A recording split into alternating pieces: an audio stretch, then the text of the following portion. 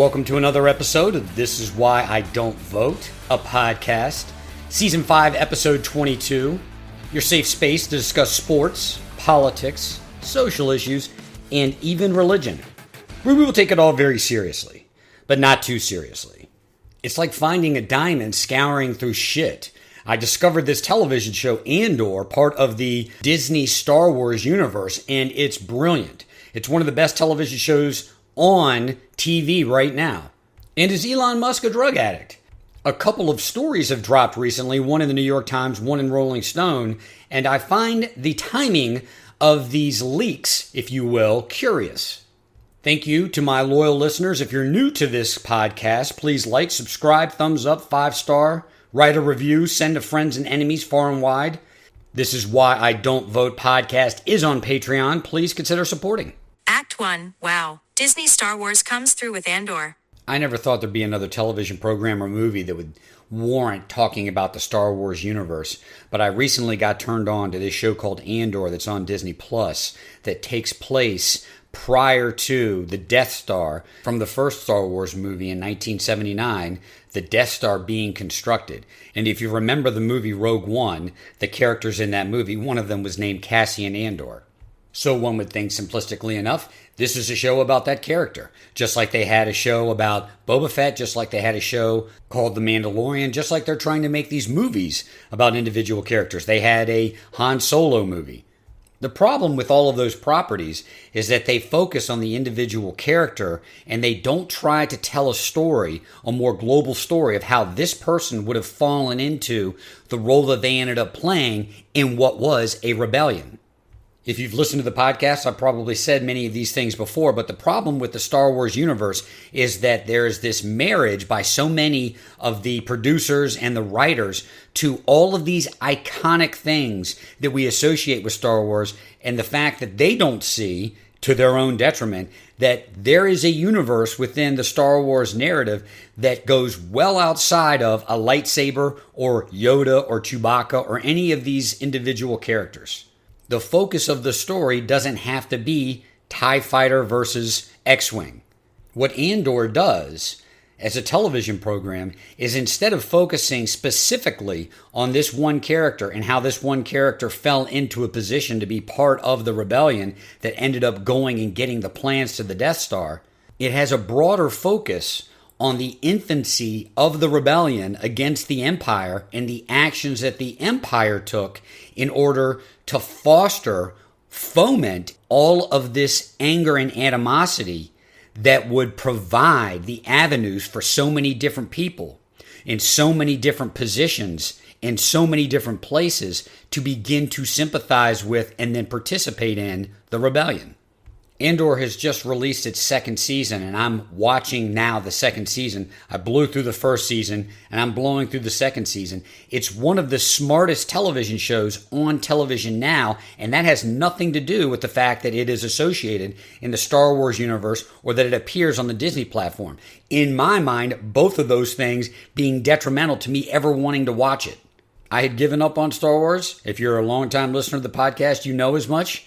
To me, it was like ESPN or sports talk radio. It had its place in my life at one point, and whether or not it's just me getting older and more mature, my sophistication, my tastes have changed, or these products have gone straight to shit, I just don't have any inclination to patronize them anymore. And yet here comes this show Andor, and a lot of the people that I will listen to when it comes to film, television, books even, they thought it was a great show.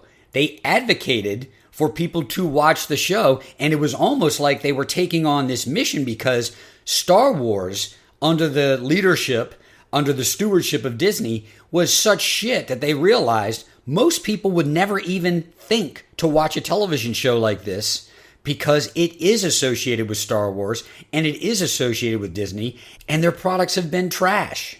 By way of analogy, I'm not editing this out.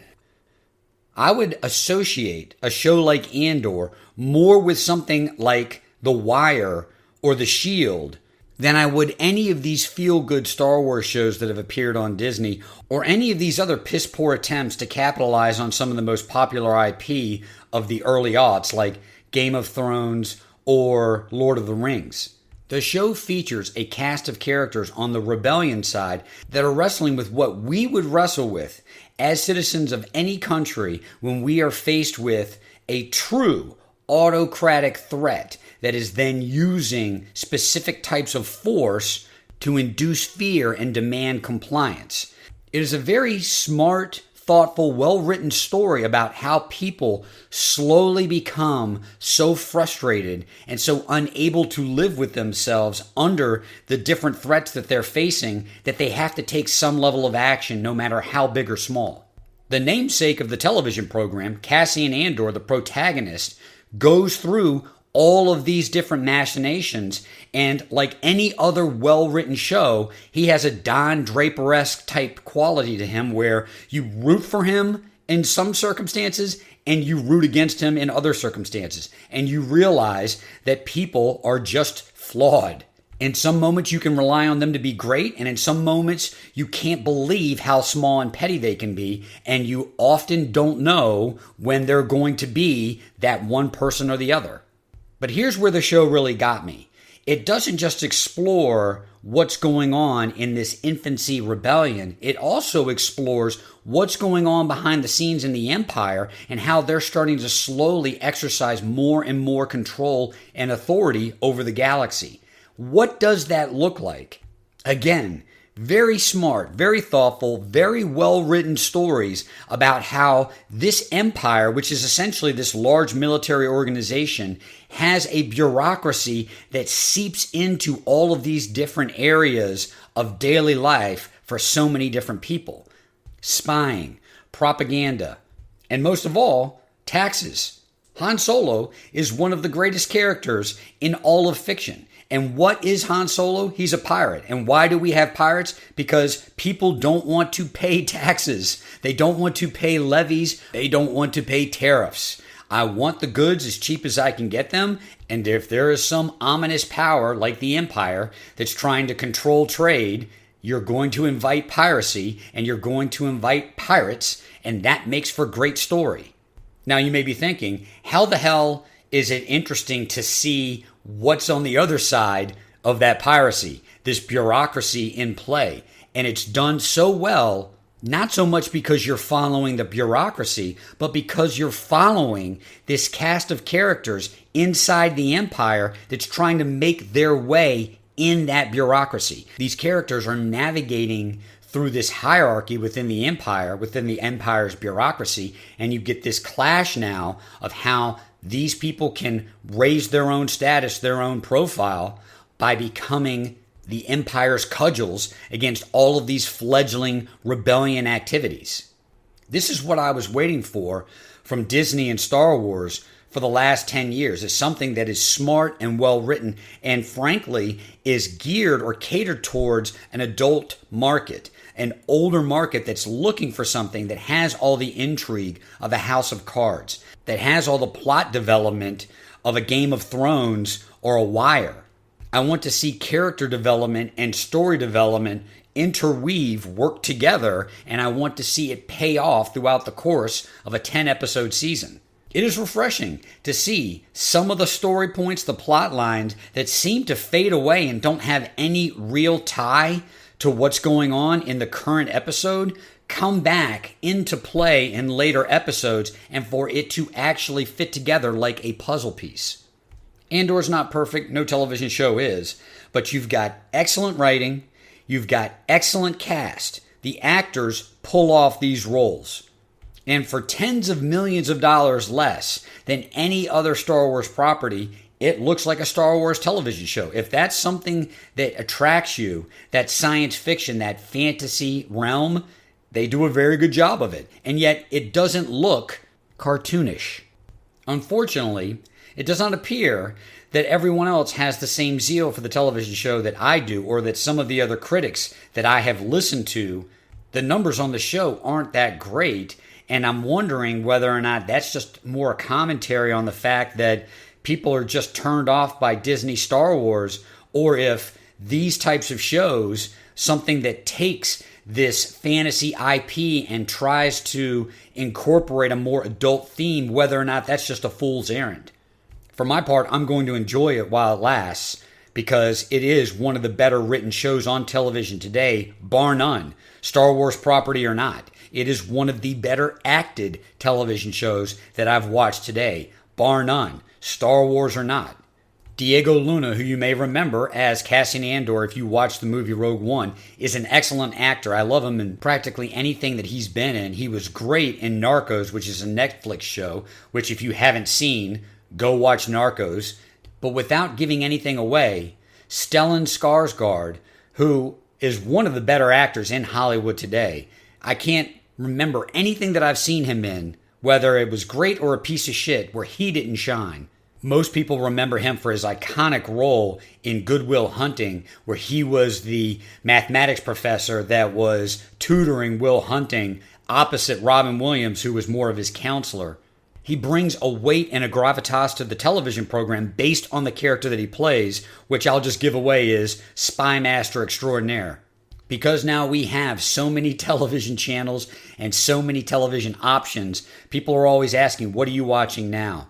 Give Andor on Disney Plus a moment of your time. You will not be disappointed. Act 2, is Elon Musk a drug addict? There's a story out in the New York Times about Elon Musk, and I believe there's one in Rolling Stone as well. And the long and short of it is this: Elon Musk likes his drugs. It's a curious time for these types of stories to be dropped by these major news outlets.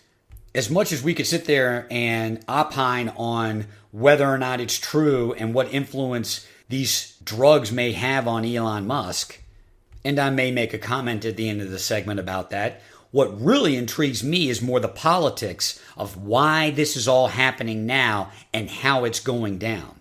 Understand, Elon Musk has been in the orbit of Donald Trump for 10 months. It hasn't been that long of a time. It seems like yesterday that I heard the story about Elon Musk pledging $250 million to the Trump campaign. Here we are, roughly 100 days into the Trump presidency, and Elon Musk has already separated himself from the administration. So what has happened to cause this rift, and why now would a story like this break, and who would be privy to the type of information that was in these stories that would so damage the reputation of someone like Elon Musk?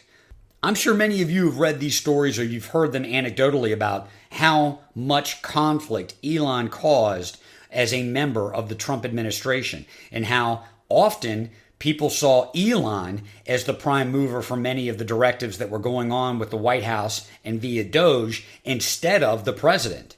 Say what you want about Donald Trump. I have no doubt that under many different situations, many different circumstances, the man can be prickly. He could be outright a dick. Note, though, that it appeared that Elon struck that tone with practically everyone that he dealt with at the White House in this limited amount of time that he was there. I read at least 2 stories about the fact that once Trump had won the presidency, Elon basically took up residence at Mar-a-Lago and was such a presence there that people, just like he did at the White House, weren't sure who was actually calling the shots. Even if this is done tactfully, even if Elon moves into Mar-a-Lago and has Trump's attention and is trying to smooth over any type of rift with anyone in the Trump orbit, naturally there are going to be jealousies. There are going to be envious people who are thinking, why does this guy in this limited period of time get so much of Trump's attention and have so much influence on the decisions that Trump makes? That's under the best of circumstances. What happens under the worst of circumstances? When a guy comes in and is a complete and total dick to most people, particularly those that he thinks are inferior, who aren't on the same wavelength as some of the prime movers within the MAGA organization. And that dick isn't just causing you problems from 9 a.m. to 5 p.m. No, he lives at Mar-a-Lago. He's basically moved in and taken up residence right next to the future president of the United States. And well into Trump's inauguration and administration, if Trump's in D.C., Elon is in D.C. If Trump is in Florida, Elon is at Mar-a-Lago. So, to the extent that anyone would be privy to this type of information about the daily travails of one Elon Musk, and you as a listener, as someone who's absorbing this information, thinks, how do any of these people know what he's doing on a daily basis? Well, he took up residence in the heart of Magaland and turned around and pissed off practically anyone that he could in the Trump orbit. We are all human beings. We can relate to what I'm about to say. When you first move into a new place, such as Elon moving into Mar-a-Lago and taking up residence, you might be on guard. You might be wary of certain people. You might keep to yourself certain things that you do or say. But after a while, particularly when you get comfortable, and particularly when most people around you realize the type of power that you can exercise, you start letting that guard down. You start getting more comfortable. And you start realizing, like Trump, that you can boss these people around, you can tell them what to do, and there's an expectation that whatever is said or done is going to be kept private. I've said this once, I'm going to say it again.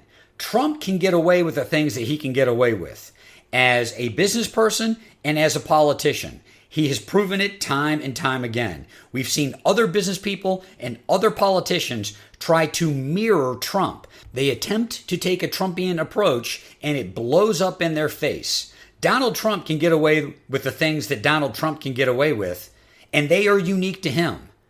You may recall, dear listener, that there was that photo of Donald Trump when he was eating the taco, that whole debacle. He had made disparaging remarks about Mexicans, and then I think it was on Cinco de Mayo or some other Mexican holiday. He was eating a big taco. I believe it was at the desk of his office. This is in his run for president circa 2015, 2016, and his desk drawer was open, and people identified that he had what amounted to a shit ton of amphetamine in his desk drawer. Now, it's not called amphetamine. It's this drug that you can get in England, which is basically an upper. It's legal there. It's not legal here.